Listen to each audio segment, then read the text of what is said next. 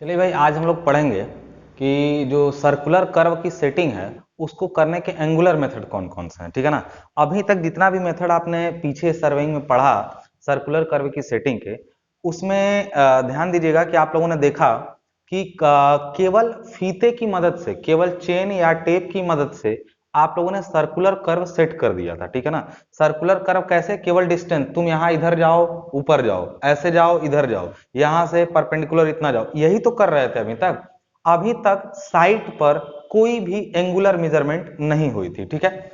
अब ये चीज जान लीजिए, वो चीजें आसान है, वो भी सही है करने के लिए, लेकिन उसमें प्रॉब्लम क्या है? बड़ा ही टाइम टेकिंग है। डिस्टेंस मेजरमेंट जो है चेन या टेप की मदद से करना बहुत ही टाइम टेकिंग प्रोसेस है। तो काम को थोड़ा सा जल्दी करने के लिए हम लोग अडॉप्ट करते हैं एंगुलर मेथड्स। ठीक है ना। अब एंगुलर मेथड्स में कौन कौन से मेथड है मैं आपको बता दूं। उसमें है angular methods of setting circular curve. उसमें पहला मेथड है deflection angle method, which is also called one theodolite method. दूसरा है आपका टू थियोडोलाइट मेथड। मतलब इसमें देखिए सीधा सा है, नाम से क्लियर है कि एक थियोडोलाइट की मदद से इसमें काम होगा। इसमें दो थियोडोलाइट लगेंगे और इसमें टैकोमीटर लगेगा। ठीक है ना। अब इसमें से सिलेबस के पॉइंट ऑफ व्यू से हम आपको बता दें कि जो आपका बीटी यूपी बोर्ड का सिलेबस है, Uttar Pradesh board of technical education, या उसमें उसके अकॉर्डिंग जो सिलेबस है आपका, वो आपका केवल ये दिखा रहा है। लेकिन मैं इन दोनों को बता दूंगा, लेकिन आपको ये ध्यान रखना है कि इसको एटलीस्ट पढ़ना है। भले ही सिलेबस बने, लेकिन 2 मिनट का है, इसके बाद ये थोड़ा सा है, बस इसको सुन लेंगे, ये चीजें अपने आप क्लियर हो जाएंगी। तो ये इसको समझ लीजिए। देखिए, आपको केवल डिप्लोमा तो करना नहीं है, ठीक है ना। आपको जेई भी बनना है, तो आपको ये चीज समझना पड़ेगा कि ये क्या है, कैसे है, इन चीजों को आपको देखना पड़ेगा। ठीक है। तो लेट्स सी कि क्या होता है इसमें। तो यहां ध्यान दीजिएगा कि डिफ्लेक्शन एंगल जो आपका है वो मेथड क्या कहलाता है। उसके पहले वी नीड टू नो कि व्हाट इज डिफ्लेक्शन एंगल। पहले भी बता चुका हूं कि डिफ्लेक्शन एंगल क्या है, लेकिन अब थोड़ा सा उसको बेहद तौर पे अच्छे समझेंगे। देखिए, कोई भी सर्कल इस टाइप से अगर है ना, ये कोई भी ऐसे सर्कल है, कोई भी ऐसे सर्कल है, समझ में आ रही बात? सर्कल मेरा सही से बना नहीं है, बट ठीक है, चल जाएंगी चीजें। हाँ, चलिए भाई, थोड़ा सा हमने सही करने की कोशिश की, सर्कल बन गया हमारा। और सर्कल का कोई ना कोई, ये देखिए ऐसे कॉर्ड होगा, जीवा होगी कोई ना कोई। मैंने पहले ही बताया था, ध्यान रखिएगा कि इसमें एक थ्योरी को आप समझिए। इस सर्कल पर ये जीवा, इसका कोई ना कोई यहाँ पे केंद्र होगा, और केंद्र से आप इसको जोड़ेंगे तो ये इसका रेडियस आर नहीं होगा? बिल्कुल होगा। और कोई भी रेडियस जहां यहाँ टच किया है ना, तो यहां से अगर एक टेंजेंसी आप खींचेंगे ऐसे, ये टेंजेंसी, तो वो आपके इस पूरे से यहां से 90 डिग्री बनाएगी। मतलब रेडियस से 90 डिग्री पर होती है टेंजेंसी। और दूसरी चीज, आप टेंडेंसी में ये चीज का ध्यान रखिएगा यहाँ पे बहुत विशेष, कि इस एंगल को कहते हैं हम लोग, इस एंगल को स्पर्श कोण कहते हैं, यानी टेंजेंशियल एंगल कहते हैं। क्या कहते हैं? टेंजेंशियल एंगल कहते हैं, स्पर्श कोण कहते हैं। बात समझ में आ रही ना। अब ये है स्पर्श कोण का मतलब क्या हुआ? इस स्पर्शी और जीवा के बीच में बना कोण। अब अगर जीवा दूसरी लेते हैं, सपोज करिए ये कॉर्ड ये ना हो करके, ध्यान दीजिएगा यहाँ पे, ये कॉर्ड यहां से ये हो गई, बड़ी हो गई, इस ये कॉर्ड छोटी थी, ये कॉर्ड बड़ी हो गई। तो देखिए जैसे ही कॉर्ड बड़ी होगी, तो इस, अच्छा उसी ये यहां से स्टार्ट हुई ये कॉर्ड, तो कॉर्ड पर ये भी एक स्पर्शी होगी, तो इसका स्पर्श कोण भी क्या हो जाएगा? बढ़ जाएगा। तो स्पर्श कोण क्या है, समझ में आया? इसको बोलते हैं हम लोग, इसको डेल्टा। डेल्टा, डेल्टा का मतलब ये डेल्टा 1 है, ये डेल्टा 2 है। ये C1 कॉर्ड का है डेल्टा 1, और ये जो C2 कार्ड है, कार्ड की लंबाई है C2, कॉर्ड 2, C2 जो है उसको ये जो बना रहा है वो डेल्टा 2 है। ये आपको समझ में आया कि ये जो होते हैं वो स्पर्श कोण होते हैं। ठीक है। ध्यान देने वाली बात क्या है यहाँ पे, मैंने ये थ्योरी पहले भी बताई कि कोई भी कॉर्ड जितना एंगल बनाती है स्पर्श के रूप में, वही एंगल, जैसे मान लीजिए यहाँ पे, तो ये एंगल इसका क्या हो जाएगा? ये इस कॉर्ड ने यहाँ जो एंगल बनाया वो कितना होगा? वो 2 डेल्टा 1 होगा। और यही कॉर्ड जो यहां पर एंगल बनाएगी, अगेन वो डेल्टा 1 होगा। बात समझ में आ रही है ना। अगेन वो डेल्टा 1 होगा। क्लियर रखिएगा इस चीज को कि अगेन वो डेल्टा 1 होगा। मतलब अगर किसी सर्कल की कोई कॉर्ड है, तो कॉर्ड का स्पर्श कोण और उसका परिधि पर बना कोण, मतलब सरकमफरेंशियल एंगल जो उसका बन रहा है, वो दोनों आपस में बराबर होते हैं। जबकि आप ये जानते हैं कि अगर सरकमफरेंस पर एंगल डेल्टा 1 है, तो सेंटर पर एंगल 2 डेल्टा 1 होगा। और इस वजह से ये आपस में बराबर हैं, और ये दोनों ही इस केंद्र वाले कोण के क्या हैं? आधे हैं। बात समझ में आ रही है ना? ये थ्योरी आप कुछ हाई स्कूल में भी पढ़े हैं, लेकिन मैं आपको बस रिकॉल करा रहा हूं, ठीक है ना। अब यहाँ पे ये समझने वाली बात है कैसे, देखिए ध्यान से समझिएगा चीजों को। इसमें हम लोग क्या करने वाले हैं, इसका यूज करके हम लोग क्या करने वाले हैं, ठीक है ना। अब हम ये समझ में आ गया कि स्पर्श कोण क्या है अच्छे से। तो अब यहाँ पर देखिएगा, अब हम लोग जब सर्कुलर कर्व की सेटिंग करेंगे टेंजेंशियल एंगल से एक थियोडोलाइट की मदद लेके, तो हम लोग करेंगे क्या, ध्यान समझिएगा जरा। तो हम लोग यहाँ पर फील्ड में गए, और जैसा कि पहले से मालूम है कि ये आपका T1 है और ये पॉइंट आपका T2 है, और ये दोनों इस टाइप से हैं। बात समझ में आ रही है ना? T1 और ये क्या है आपका T2, ये दोनों T1 और T2 जो है ये पॉइंट्स है between which curve has to be drawn, मतलब जिनके बीच में कर्व खींचा जाना है। Actually curve has to be set, मतलब कर्व लगाया जाना है, ठीक है ना।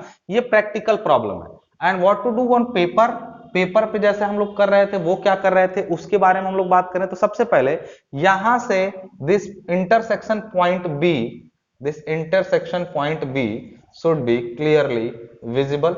यहां पर से बी दिखाई दे रहा है, ठीक है ना।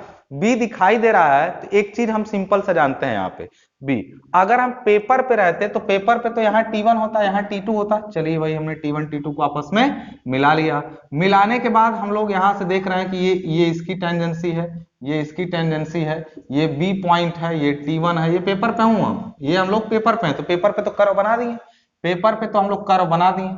हम ये चाहते हैं, ध्यान समझिएगा, हम ये चाहते हैं कि हम लोग इस बी से, अब अच्छा ये देखिए, अगर आप यहां पर एक थियोडोलाइट सेट करें, ऐसे एक थियोडोलाइट आप यहां पर सेट करें इस पॉइंट पे, और फील्ड में खड़े होकर आप बी को देखें, बी को देखें, और कुछ डिग्री ऐसे झुकें, कुछ डिग्री या कुछ मिनट ऐसे झुकें, ताकि आप जब यहां से ये एंगल बनाएं तो वो एंगल जो हो ना, वो Δ1 जो हो वो कर्व पर हो। फिर दूसरा एंगल और बनाए यहां से थोड़ा सा और, तो वो दूसरा एंगल Δ2 भी कहां हो, कर्व पर हो। मतलब आपको मैं ये चाहता हूं कि यहां से दूरी पता हो। देखिए किसी भी चीज की location, suppose we want a point here, let me clear, हम चाहते हैं कि यहां पे एक पॉइंट होगा जो कर्व पर होगा, कर्व पर होगा, बिल्कुल होगा। तो अगर हमको इस पॉइंट से उसकी दूरी पता चल जाए और वो एंगल पता चल जाए जो वो T1 बी से बना रहा है, मतलब अगर कर्व कहीं इधर ही होगा, कहीं इधर ही तो कर्व होगा, और कर्व का जो पहला पॉइंट होगा, किसी भी पॉइंट, सपोज करिए मैं यहां पे खड़ा हूं, मुझसे कोई बोला कि यहां से 45 डिग्री पर 2 मीटर की दूरी पर एक पॉइंट है, तो आप ढूंढ नहीं लेंगे उसको, 45 डिग्री पहले घूमिए, 2 मीटर आगे जाइए, वो पॉइंट मिल जाएगा। फिर कहेगा नहीं अब 50 डिग्री पर 3 मीटर पर एक है, तो 50 डिग्री घूम के 3 मीटर जाइए। मतलब किसी पॉइंट की लोकेशन जानने के लिए we need to know the angle bearing और डिस्टेंस ऑफ दैट लाइन। बात समझ में आ रही ना? मतलब हमें एंगल और बियरिंग के बाद उसका डिस्टेंस चाहिए, तो हमें वो पॉइंट मिल जाएगा। तो उसी तरीके से हम कर्व पर वो पॉइंट ढूंढना चाहते हैं अगर, तो हमें सबसे पहले जानना पड़ेगा कि इस T1 बी से कितने एंगल पर और कितनी दूरी पर वो पॉइंट स्थित है। तो सपोज करिए, यहां पे ध्यान देने वाली बात यह है, ध्यान देने वाली बात यह है कि आपका कर्व जो है कागज पे मैंने बना दिया, और कागज पे सपोज करिए कि अच्छा एक खूंटी आपने यहां धंसाई होगी, खूंटी, जैसे आप कागज पे अगर काम कर रहे हैं तो आप सिंपली यहाँ पे यहाँ पे भी आपने खूंटियां जरूर धंसाई होंगी। कोई भी पॉइंट जब डिनोट करना रहता है फील्ड में, तो हमें सबसे पहले वहां पे एक पेग धंसानी पड़ती है, एक खूंटी जो है वो ठोकनी पड़ती है, ठीक है ना। तो आप यहाँ पे गए और आपने पेपर पे सोचा कि पहली खूंटी यहाँ होगी, 30-30 मीटर पे खूंटियां होती हैं। अब ये चीज मैं अभी आपको बाद में बताऊंगा कि जरूरी नहीं कि ये दूरी 30 मीटर ही हो, पहला वाला डिस्टेंस 30 मीटर या 20 मीटर जो एक चेन होता है उससे कम ज्यादा हो सकता है, बट बाकी सारी डिस्टेंसेस ऑलमोस्ट सेम होती हैं, ठीक है ना। अब यहां पर मान लीजिए कि पहला पॉइंट आपका जो है वो यहां है, ध्यान समझिएगा, पहला पॉइंट जो है आपका यहां है, इस पॉइंट पर है पहला पॉइंट। तो बता सकते हैं कि, ध्यान समझिएगा, आपने पहली जीवा को कागज पे बना लिया, ठीक है। अब पहली जीवा जहां भी रहेगी इसका कोई ना कोई केंद्र भी होगा, यहां ध्यान दीजिएगा जरा, यहां ध्यान दीजिएगा जरा, ये इसका केंद्र होगा। अब ये जीवा जो आपकी C1 है, अगर उसकी लंबाई आपको पता हो, तो चलिए लंबाई C1 पता है हमको, आपने ये चीजें पहले से डिसाइड कर सकते हैं आप कैसे, मैं उस पर एक न्यूमेरिकल भी लगवाऊंगा अभी बाद में। फिलहाल ये समझना है कि ये C1 जो है वो, ध्यान समझिएगा, C1 जो है उसके द्वारा केंद्र पर बना कोण कितना होगा, तो आप बिल्कुल कहेंगे कि ये होगा C1/r। कैसे? चूंकि r रेडियस है, आर्क लेंथ को आप ऐसे अगर C1 मान लें, तो C1/R करेंगे, यानी ये आर्क अपॉन कहेंगे सर ये तो सीधा लाइन आर्क नहीं है, लेकिन वो इतना कम होता है ना डिफरेंस आर्क और रेडियस का कि उसको लगभग क्या मान लिया जाता है, बराबर। तो C1/R जब करेंगे आर्क अपॉन रेडियस, तो वही क्या होगा, सेंट्रल एंगल। अब सेंट्रल एंगल यहां पर हम लोग बात करें C1/R, तो फिर डिफ्लेक्शन एंगल जो होता है दिस विल बी C1/2R। ये चीज आप लोग पहले भी पढ़ चुके हैं, ये चीज आप पहले भी पढ़ चुके हैं कि जो ये एंगल अगर ये कॉर्ड C1 है तो इसका जो ये स्पर्श कोण होगा वो C1/2R होगा। कैसे? क्योंकि इसका आधा ये केंद्र पर बना कोण है तो परिधि पर बना कोण भी C1/2R होगा और स्पर्श कोण भी C1/2R होगा। समझ में आ रही कि नहीं बात क्लियरली? तो ये एंगल आपने कहा यहाँ पे Δ1 सपोज करिए है Δ1, तो Δ1 बराबर क्या होगा, आपने कहा C1/2R, और ये किस में आएगा, ये एंगल किस में आएगा, रेडियन में। और थियोडोलाइट रेडियन में नहीं मापता है, वो सेकंड, मिनट या डिग्री में मापता है, ठीक है ना। तो C1/2R आपने रेडियन में इसको निकाल दिया, ठीक है। अब यहां पर अगर आप निकालना चाहें कि Δ1 इज इक्वल टू मिनट में कितना होगा, तो C1/2R है रेडियन, रेडियन को 180/पाई से मल्टीप्लाई किए, ये चेंज हो गया डिग्री में, और डिग्री को फिर आपने 60 से मल्टीप्लाई कर दिया, ये आ गया मिनट में। बात समझ में आ रही ना? अभी ये केवल मिनट में आया है, आप चाहे तो इसको सेकंड में भी बदल सकते हैं, और सेकंड के लिए भी आपने क्या कर दिया, इसको मल्टीप्लाई कर दिया, किससे, 60 से। तो अब इसको सॉल्व करेंगे तो Δ1 की वैल्यू जो आएगी, ये पूरे को सॉल्व करने पर समथिंग सेकंड में आंसर आएगा। कितना आएगा, आप, मैं कैलकुलेट कर रहा हूं, आप भी कैलकुलेट कर लीजिए फटाक से, सब लोग बताएं कैलकुलेट करके कितना। देखिए कैलकुलेट कर लिया हमने, सेकंड में ये काफी ज्यादा आ रहा है, आप इसको मिनट में रखिए क्योंकि सेकंड में काफी बड़ी वैल्यू आ रही है, तो इसको आप 160 हटा करके मिनट में कैलकुलेट करिए, क्योंकि मिनट ही सुटेबल है, क्योंकि 1/3 मिनट से ज्यादा नहीं मापता है थियोडोलाइट, 1/3 मिनट मतलब 20 सेकंड। तो थियोडोलाइट से जब आप इतने को सॉल्व करेंगे तो आपका आ जाएगा 1719 C1 और अपॉन क्या आ जाएगा R, क्योंकि C1 R तो डिडक्ट होंगे नहीं, बाकी सारे को आपने कट दिया तो 1718 दशमलव कुछ आएगा, यानी 1719 C1/R जो है आपका वो आ जाएगा। बात समझ में आ रही ना? तो आपने यहां पर देखा क्या कि 1719 C1/R आपका जो वैल्यू है वो कहां से आया। तो अब यहां पर एक चीज समझ में आया हमको कि पहला एंगल जो हमको बनाना है वो, देखिए आप गए यहां पे, आपने किया क्या, ध्यान समझिएगा, आप यहां से T1B की तरफ देखें, पहली कॉर्ड की लंबाई आपको पता थी, चाहे एक चेन रखिए, C1 का वैल्यू जितना रखेंगे उतना यहां पर एंगल आएगा, C1 बड़ा होगा एंगल ज्यादा हो जाएगा, C1 कम होगा। तो पहली कॉर्ड की लंबाई सपोज करिए आपने 30 मीटर एक चेन रखा था, 30 मीटर, और यहाँ पर R भी आपका मीटर में, जिसमें C1 को लीजिएगा उसमें ही R को भी लीजिएगा। जब आप ये कर देंगे C1 30 मीटर, तो आप यहाँ जाएंगे, वहां पर 30 मीटर रखेंगे C1, R कर्व का रेडियस है, जो कि देखिए R और फाई दो चीजें हमको पहले से पता रहती हैं, कोई भी कर्व का डिजाइन करते समय उसका R और उसका फाई हमें पहले से पता रहता है। तो आप यहाँ पर जाएंगे और T1B को देखते हुए एक एंगल बनाएंगे। कितना एंगल बनाए, थियोडोलाइट से, आप थियोडोलाइट से एंगल बनाना जानते हैं। आप T1 पे यहां खड़े हो गए, T1 से आपने देखा किसको, B की तरफ, B को देखते हुए ऐसे आपने एक एंगल यहां बनाया। कितना बनाया एंगल, आपने बनाया 1719 गुणा 30 अब बटा 500, सपोज R का वैल्यू 500 है रेडियस, और 30 मीटर क्या चेन की लंबाई है, तो 1719 गुणा 30 बटा 500 किया आपने, एक एंगल आएगा, और वो किस में आएगा, मिनट में, क्योंकि ये 1719 कहां से आया, मिनट में चेंज करने पे आया। जब आप उसको मिनट में इस तरह घुमा के एंगल बनाएंगे तो एक एंगल बन गया।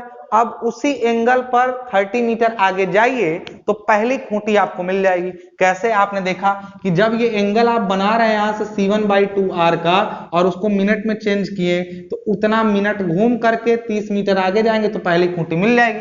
तो बहुत आसानी से यहां से आप देखिए, काम उसमें तो भले थोड़ा सा दिक्कत हो, लेकिन ये काम बहुत आसान हो गया। कैसे, यहां से B1 को देखे, इधर घूमे और यहां से चले, कितना चले भाई, C1 के इक्वल चले यहाँ पे, और C1 के इक्वल चलने पर पहला खूंटी आपको कर्व का मिल गया, और ये पहली खूंटी आपने यहाँ पर धंसा दिया। आपका बात समझ में आ रही ना, सपोज इसको बना लिया।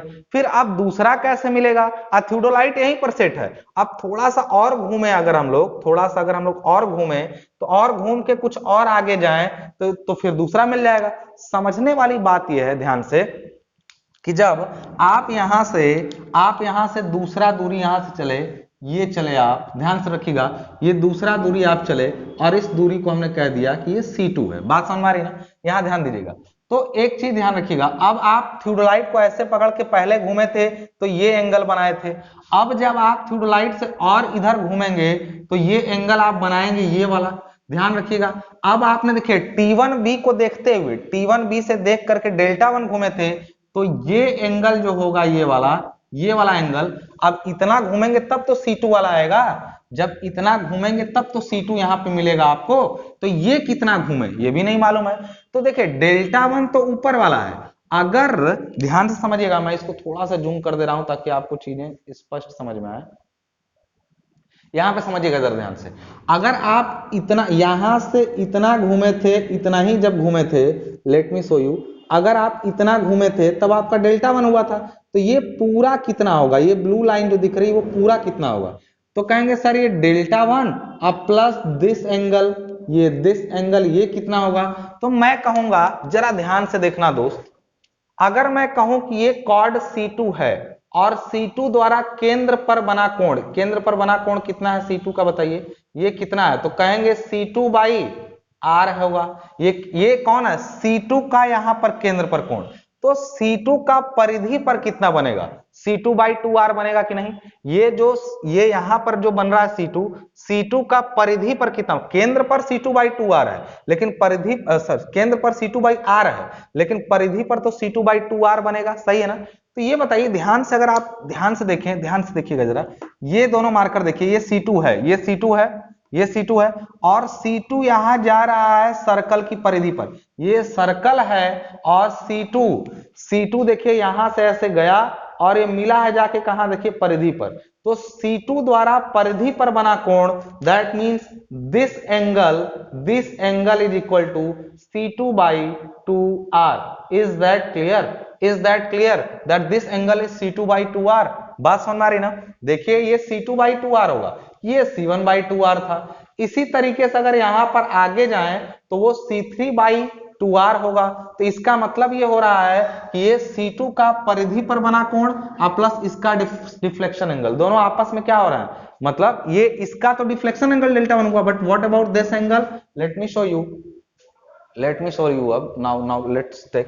अब हमने कहा कि यहां पर ये अगर suppose this one is delta 2, तो हम लोग कह सकते हैं कि delta 2 is equal to C2/2R। कैसे हुआ है ये, क्योंकि अभी डेल्टा 2 हम डिफ्लेक्शन एंगल नहीं ले रहे हैं, डिफ्लेक्शन एंगल लेते ना दोस्त तो यहां C2 से एक लाइन खींचते और C2 का डिफ्लेक्शन एंगल क्या होता, ये C2 है, तो C2 का डिफ्लेक्शन एंगल तो ये ना होता, गलत होता है, ये C2 का डिफ्लेक्शन एंगल ऐसे जाता, लेकिन C2 द्वारा इसी पर ऐसे पूछूं कि ये एंगल कितना है, तो ये भी तो डेल्टा 1 होगा या डेल्टा 2 होगा। C2 का यहां पर बना एंगल भी डेल्टा 2 है, यानी और डेल्टा 2 की वैल्यू जो है वो कितनी है, C2/2R। बात समझ में आ रही ना।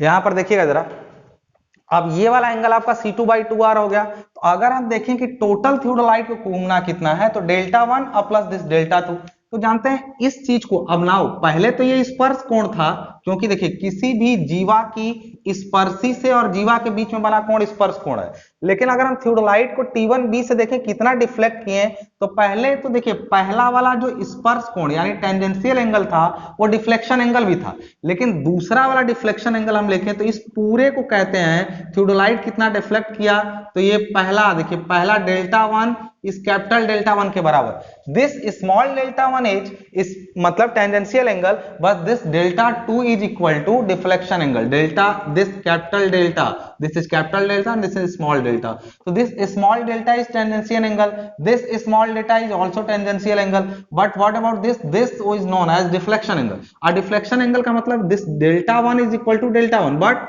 what about delta 2 मतलब थियोडोलाइट T1B से कितना डिफ्लेक्ट किया, अब T1B से कितना डिफ्लेक्शन हुआ तो वो डेल्टा 2 है, और यहाँ डेल्टा 2 जो आपका आ रहा है वो डेल्टा 1 प्लस दिस डेल्टा 2, मतलब आपका स्मॉल डेल्टा 1 और डेल्टा 2 के बराबर है। इसी तरीके से अगर थियोडोलाइट को और आप थोड़ा सा घुमाएं तो आप यहां पहुंचेंगे इस जगह पर, आपको इतना समझ में आ रहा होगा कि जो डेल्टा 3 होगा वो होगा this delta 1 plus delta 2 plus delta 3, मतलब असल में कह दें तो डेल्टा 2 प्लस डेल्टा 3। इस डेल्टा टू को एक साथ लिख सकते हैं ना। अगर हम तीसरा कोई एक और कॉर्ड लेते, सपोज करिए ये लेते, तो बताइए इसके द्वारा भी परिधि पर बना कोण कितना होता, तो ये होता फिर से कितना बताइए, C3/2r होता। तो आपका ये delta one plus delta two plus delta three भी जोड़ते, तो delta one plus delta two मिला के this capital delta two deflection angle and the final deflection angle capital delta three is equal to delta two plus small delta three. तो ये आपको जो मैंने समझाया कि ये क्या हो रहा है, तो असल में हम कर्व पर डिफ्लेक्शन एंगल की कैलकुलेशन कर रहे हैं। जितनी कॉर्ड होगी कर्व पर, जितनी कॉर्ड होगी उन सब का कैलकुलेशन करते चले जाएंगे और सबका डिफ्लेक्शन एंगल पता कर लेंगे। तो चुपचाप यहां गए सर, पहला यहां से चलिए delta one, capital delta one चले सर, यहां से डेल्टा वन, चूंकि इस समय delta one small delta one के बराबर है, क्लियर है, तो डेल्टा वन सर 30 मीटर चले, ये मिल गया यहां से। अब सर एक काम करिए, थोड़ा सा और घूम जाइए, कितना घूमिए, हल्का सा और घूमिए, कितना, हम कहेंगे डेल्टा टू घूम जाइए, और डेल्टा टू कितना है यहाँ पे, डेल्टा टू कितना है, तो वो है delta one plus this delta one, बात समझ आ रही ना, सॉरी डेल्टा वन और प्लस दिस डेल्टा टू। आप पहले वाले का जो डिफ्लेक्शन एंगल था और उसमें डेल्टा टी को ऐड करके फिर से आगे चलिए, और यहां से अब दूरी मत मापिए, हेलो, अगर हम देखें तो क्या यहां से ऐसे दूरी चलनी है, एंगल तो यहां से घूमना है, मतलब एंगल गए यहां से और दूरी चले कहां से, इस जगह से ये C2 है, पहला वाला C1 है, दूसरा यहां से C2 चले, तो ये आपका आ गया C2। अब इसी तरीके से तीसरा घूमेंगे यहां से फिर, और यहां से दूरी मापेंगे C3। अब ये जो पॉइंट्स आपके मिले ना, इन पॉइंट्स को जब आपस में मिलाते हुए आप खींचेंगे तो कर्व आपका अपने आप बनता चला जाएगा। मतलब एंगल का मेजरमेंट थियोडोलाइट की मदद से, देखिए अब काम बहुत आसान है, वहां पे भले दिक्कत हो रही हो, लेकिन इसको घुमाइए, डेल्टा वन, अरे चलो यहां से C1, फिर डेल्टा टू, यहीं से चलो C2, फिर डेल्टा थ्री, चलो यहीं से C3। मतलब दूरी का मेजरमेंट पिछले बिंदु से करना है, जबकि एंगल का मेजरमेंट केवल T1 पे एक थियोडोलाइट रख करके आप करते हुए चले जाएंगे। आसानी करने के लिए कुछ यहां से माप लीजिए T1 से और कुछ T2 से। आपको कागज पे बहुत वो लग रहा होगा कि मतलब कम ही कॉर्ड है, ये 10, 20, 50, 100, 1000 इतनी कॉर्ड भी हो सकती हैं। अगर कर्व बहुत बड़ा होगा तो 30-30 मीटर के चैन फैलाते हुए बहुत सारी कॉर्ड आपकी हो सकती है। नंबर ऑफ कॉर्ड्स कैसे कैलकुलेट करते हैं उससे रिलेटेड मैं एक न्यूमेरिकल जल्दी ही आप लोगों को लगवाऊंगा। तो आई होप आपको ये समझ में आ गया कि कैसे डिफ्लेक्शन एंगल का कैलकुलेशन करके हम लोग यहाँ पे कर्व की डिजाइनिंग कर सकते हैं। अगर समझ में आ रहा हो तो फिर फटाफट से वीडियो को दूसरों तक पहुंचाइए और अप्रिशिएट करिए। जितना ज्यादा आप अप्रिशिएशन मिलता है मुझे, उतना ज्यादा मोटिवेट होता हूँ और अच्छे अच्छे वीडियो आपके लिए हमेशा बनाता रहूंगा। थोड़ा सा बार बार मैं माफी चाहता हूँ लेट होने के लिए। मुझे सबसे ज्यादा कमेंट्स यही मिलते हैं कि सिलेबस पूरा कराएंगे कि नहीं कराएंगे। कुछ चीजें हैं जो मैं ना आपको समझा पाऊंगा ना आप समझ पाएंगे। आपकी उम्मीदें जायज हैं और कहीं ना कहीं मेरी भी दिक्कतें जायज हैं, ठीक है ना। लेकिन यह है कि क्वालिटी से समझौता कभी नहीं होगा। जो आएगा सॉलिड होगा, इसकी गारंटी होगी। कि जो कहीं नहीं मिलेगा वो देंगे, ये गारंटी है कि जो कहीं नहीं मिलेगा वो देंगे। और ये आप महसूस भी करते हैं इस चीज को। जिन लोगों ने भी देखा है पूरा वीडियो, ढंग से समझा है, वो तारीफ करते नहीं थकते हैं कि हाँ सर जो चीजें कहीं क्लियर नहीं हुई यहाँ क्लियर हो गई। और मैं इसी उम्मीद के साथ आगे बढ़ता हूँ कि आप एक बेहतर सिविल इंजीनियर बनेंगे, ठीक है ना। और बाकी आपका नोट्स वगैरह से रिलेटेड चीजें हैं, कोई आप मुझे कोई मतलब मदद मेरी करना चाहते हैं किसी पॉइंट ऑफ व्यू से, कि लगता है कि कुछ डोनेट करना चाहते हैं सर के लिए, तो प्लीज डिस्क्रिप्शन बॉक्स चेक करिए, वहां पे आपको डिटेल्स मिल जाएंगी। कोर्स मैं पेड भी कर सकता हूँ बहुत सारी जगहों से। देखिए कई ऐप वाले लोग कनेक्ट कर चुके हैं कि हाँ मेरे ऐप पर पढ़ाइए, आपका इतना रुपए ये पेड कर दूंगा वो कर दूंगा।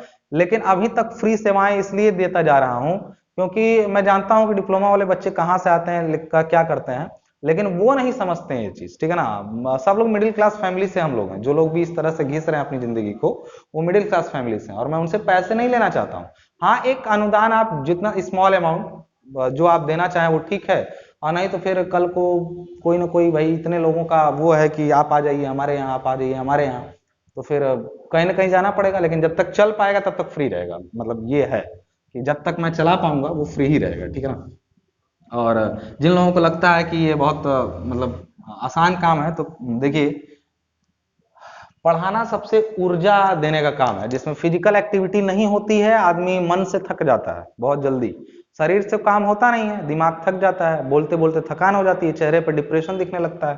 तो आपको आइडिया बिल्कुल भी नहीं कि पढ़ाना कितना मुश्किल टास्क हो जाता है, ठीक है ना। और मैं अकेला नहीं हूँ, जितने भी टीचर्स हैं मैं नमन करता हूँ, वो लंबी लंबी क्लासेस जो ले लेते हैं लगातार, मैं नमन करता हूं उनको कि इंटेंस क्लास अगर 2-3 घंटे की दे दी जाए तो बहुत ज्यादा दिक्कत होने लगती है। ऑफलाइन बहुत आसान है, ऑफलाइन में आप कैसे भी रही चीजों को मैनेज कर लेते हैं, लेकिन ऑनलाइन में लोगों को इंप्रेस करना होता है, जैसे टीचिंग ना कर रहे हो, कोई डांस शो चल रहा हो, ठीक है ना।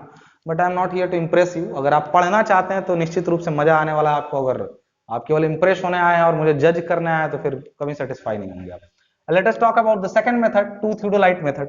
अभी तक केवल वन थियोडोलाइट का यूज किया। Two theodolite is quite easy. One theodolite में एक चीज था कि एक तरफ से एंगल मेजरमेंट और दूसरे तरफ से आप क्या करते थे, एक तरफ से एंगल का मेजरमेंट किया आपने, दूसरे तरफ से चेन से आप C1 C2 को माप करके निशान लगा रहे थे। अरे उसमें ये फायदा था कि ज्यादा एंगुलर मेजरमेंट, लीनियर मेजरमेंट नहीं था। थियोडोलाइट से घूमे चेन से निशान लगा दिए, थियोडोलाइट से घूमे चेन से निशान लगा लिए। लेकिन लेकिन लेकिन टू थियोडोलाइट और आसान है।